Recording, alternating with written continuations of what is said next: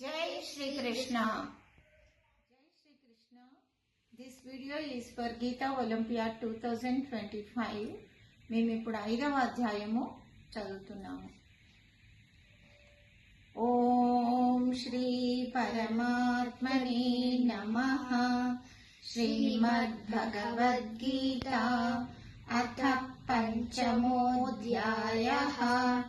అర్జున ఉవాచ సన్యాసం కర్మణాం కృష్ణ పునర్యోగం చ సంశసి యచ్ఛ్రేయ ఏతయోరేకన్ తన్మే బ్రూహి సునిశ్చితం.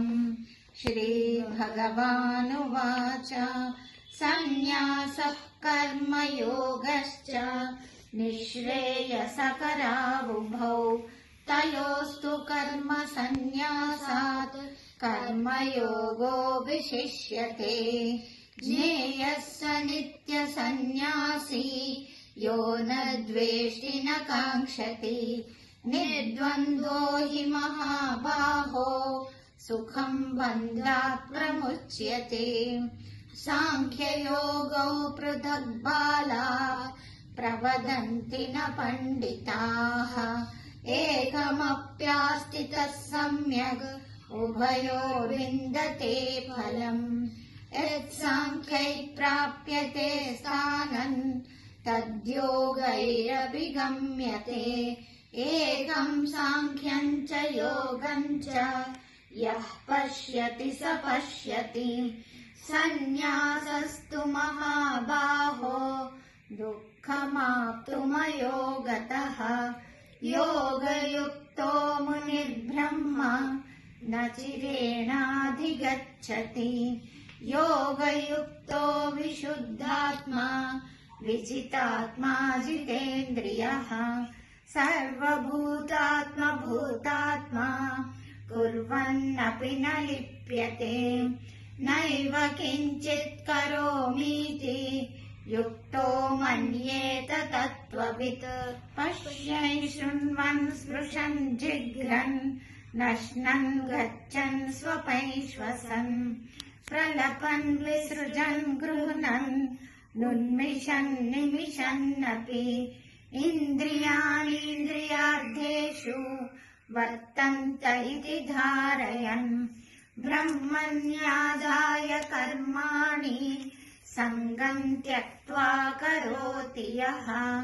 లిప్యతే న స పాపేన పద్మపత్రమివాంబసా. కాయేన మనసా బుద్ధ్యా కేవలైరింద్రియైరపి యోగినః కర్మ కుర్వంతి సంగం త్యక్త్వా ధనంజయ. సంగం త్యక్త్వాత్మశుద్ధయే యుక్తః కర్మ ఫలం త్యక్త్వా శాంతిమాప్నోతి నైష్ఠికీం. అయుక్తః కామకారేణ ఫలే సక్తో నిబధ్యతే. సర్వకర్మాణి మనసా సన్యస్యాస్తే సుఖం వశీ. నవద్వారే పురే దేహి నైవ కుర్వన్న కారయన్. న కర్తృత్వం న కర్మాణి లోకస్య సృజతి ప్రభుః. న కర్మఫల సంయోగం స్వభావస్తు ప్రవర్తతే. నాదత్తే కస్యచిత్ పాపం న చైవ సుకృతం విభుః. అజ్ఞానేనావృతం జ్ఞానం తేన ముహ్యంతి జంతవః. జ్ఞానేన తు తదజ్ఞానై ఏషాన్నాశితమాత్మనః. తేషామాదిత్యవజ్ఞానం ప్రకాశయతి తత్పరం. తద్బుద్ధయస్తదాత్మానస్తన్నిష్టాస్తత్పరాయణాః. గచ్చన్త్య పునరావృత్తిం జ్ఞాననిర్ధూతకల్మషాః. విద్యా వినయ సంపన్నే బ్రాహ్మణే గవిహస్తిని. శునిచైవ శ్వపాకే చ పండితాః సమదర్శినః. इहैव तैर्जितः सर्गो येषाम् साम्ये स्थितम् मनः निर्दोषम् हि समम् ब्रह्म तस्मात् ब्रह्मणि ते स्थिताः न प्रहृष्येत् प्रियम् प्राप्य नोद्विजेत् प्राप्य च प्रियम् स्थिरबुद्धिरसम्मूढो ब्रह्मभिर्ब्रह्मणि स्थितः बाह्यस्पर्शेष्वसक्तात्मा विन्द्यत्यात्मनि यत्सुखम् स ब्रह्मयोगयुक्तात्मा सुखमक्षयमश्नुते ये हि संस्पर्शजा भोगा दुःखयोनय एव ते आद्यन्तवन्तः कौन्तेय न तेषु रमते बुधः शक्नोति हैव यः सोढुम्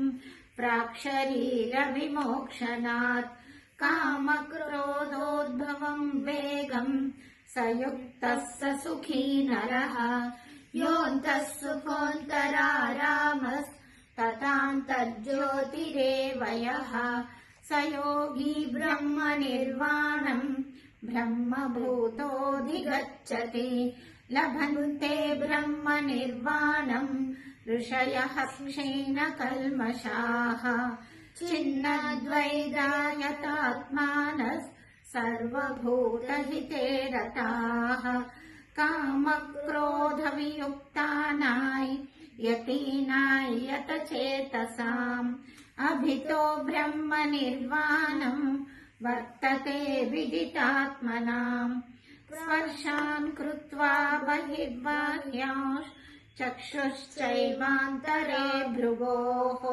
प्राणापानौ समौ कृत्वा नासाभ्यन्तरचारिणौ यतेन्द्रियमनो बुद्धिर्मुनिर्मोक्षपरायणः विगतेच्छाभयक्रोधो यः सदा मुक्त एव सः भोक्तारं यज्ञतपसाम् सर्वलोकमहेश्वरम् सुहृदम् सर्वभूतानाम् ज्ञात्वा माम् शान्तिमृच्छति ॐ तत्सदिति श्रीमद्भगवद्गीतासु उपनिषत्सु ब्रह्मविद्यायां योगशास्त्रे श्रीकृष्णार्जुनसंवादे कर्मसन्न्यासयोगो नाम 5मोऽध्यायः।